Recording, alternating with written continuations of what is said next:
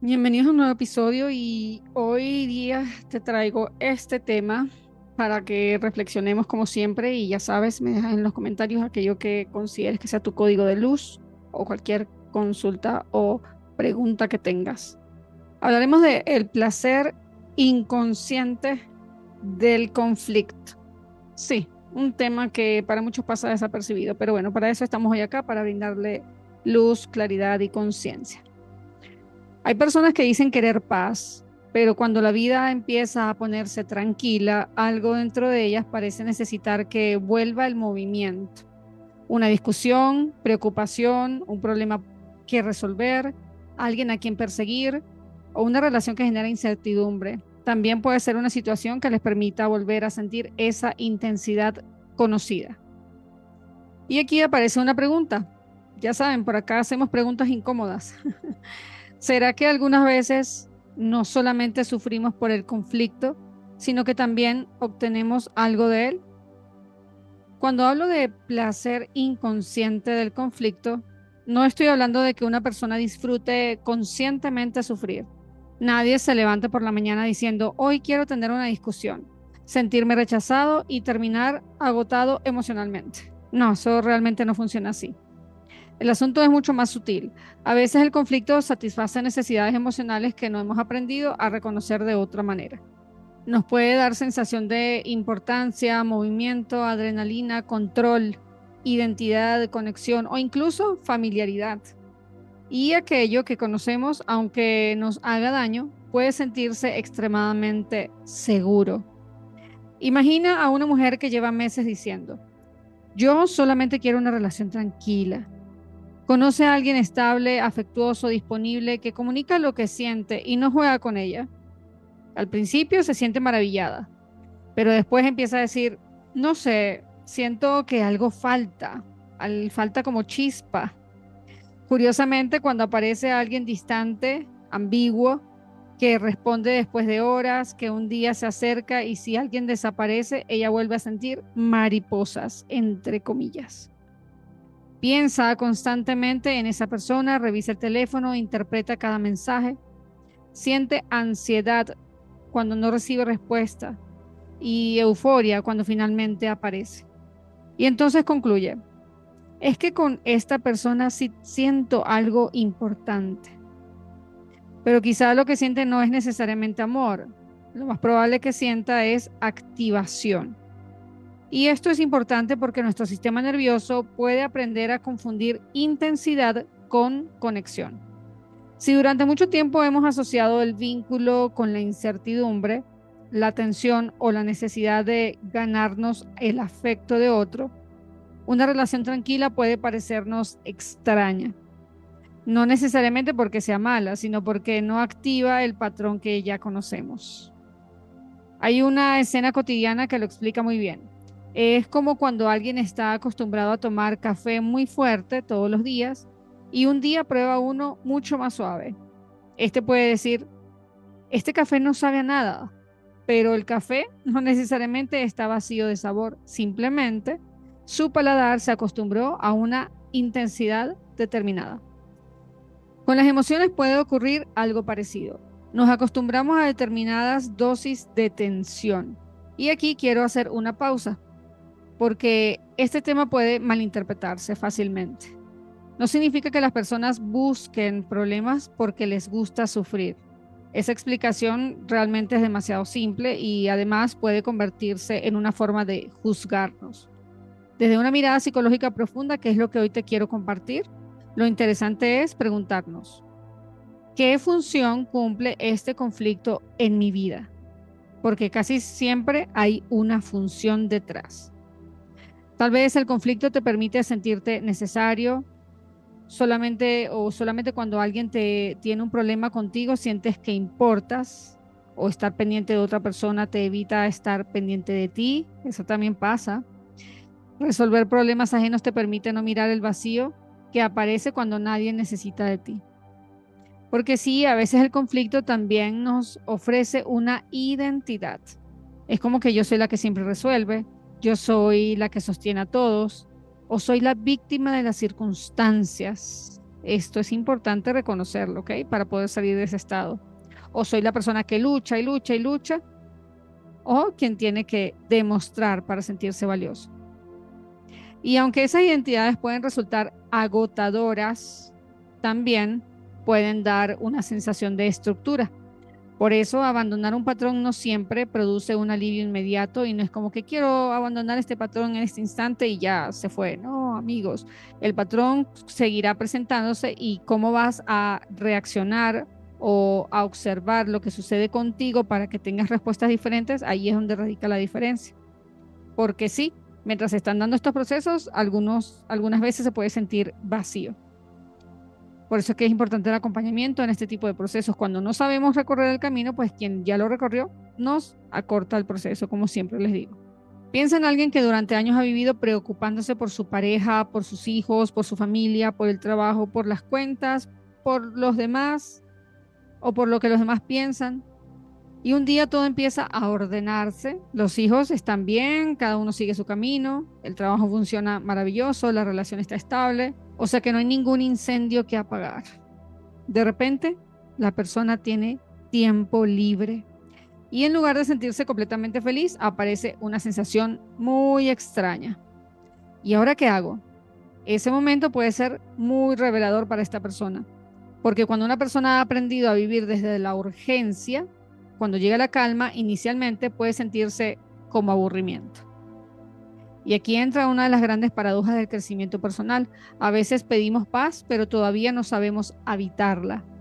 Pedimos una relación sana, pero cuando llega nos parece como un poco emocionante. Pedimos estabilidad económica, pero cuando finalmente tenemos un poco de espacio, comenzamos a crear preocupaciones nuevas.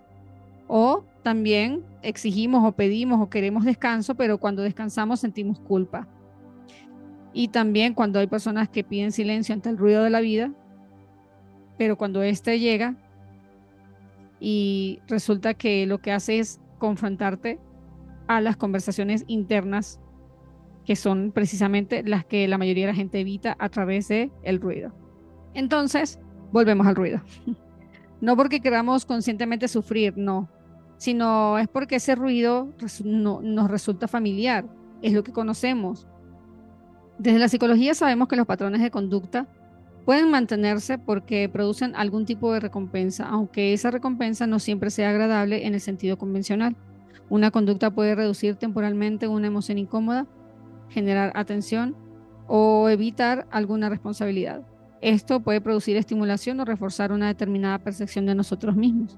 Por eso, una pregunta muy poderosa no es solamente ¿por qué sigo haciendo esto si me hace daño?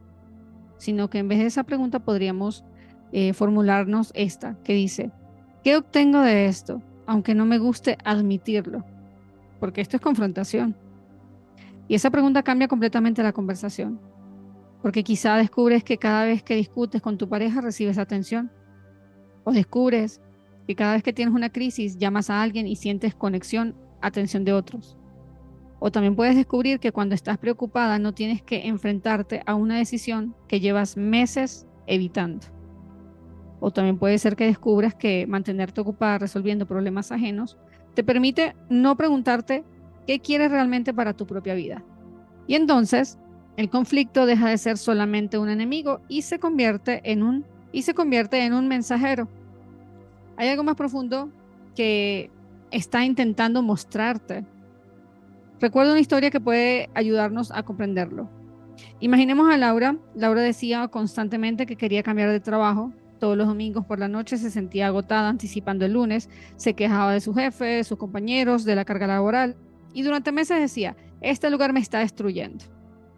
Un día recibió una oportunidad en otra empresa, mejor horario, mejor salario y un ambiente mucho más tranquilo.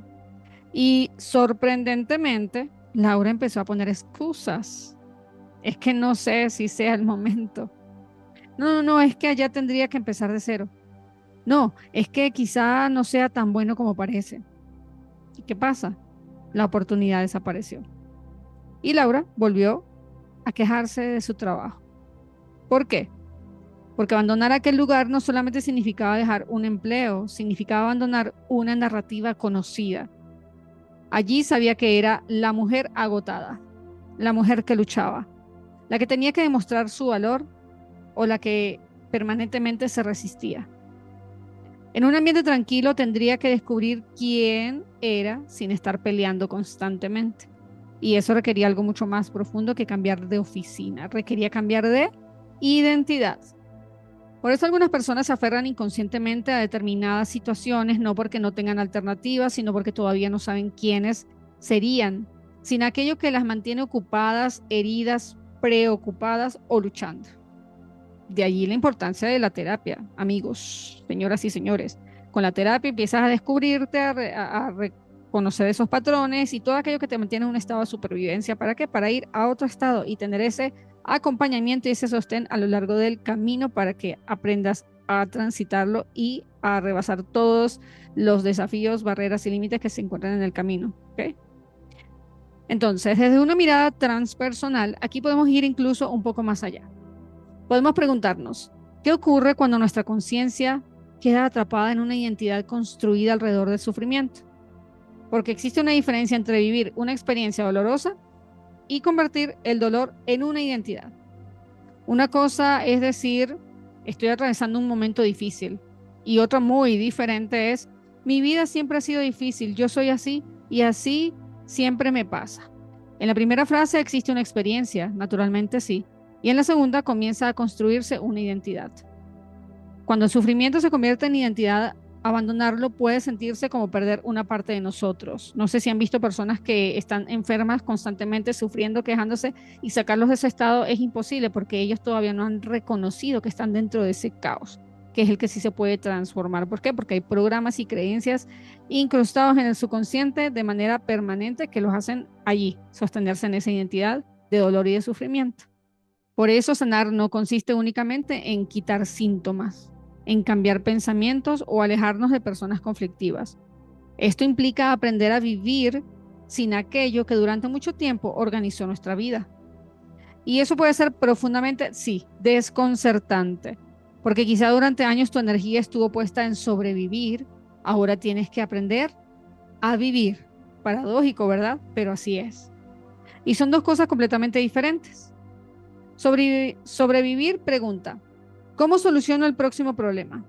Vivir pregunta, ¿qué quiero crear con mi existencia? Sobrevivir siempre va a necesitar una urgencia, mientras que vivir necesita presencia. Entonces aquí podemos entender que sobrevivir es estar pendiente de lo que puede salir mal, mientras que vivir es comenzar a preguntarse qué puede florecer, qué puedo crear, qué puedo transformar, qué puedo disfrutar. Y sí, va a aparecer algo que inevitablemente es fundamental. No todo conflicto es negativo. El conflicto forma parte de la vida, las diferencias son inevitables. Podemos discutir, equivocarnos, poner límites, atravesar pérdidas, enfrentar situaciones difíciles, pero el problema aparece cuando necesitamos el conflicto para sentirnos vivos, importantes o conectados.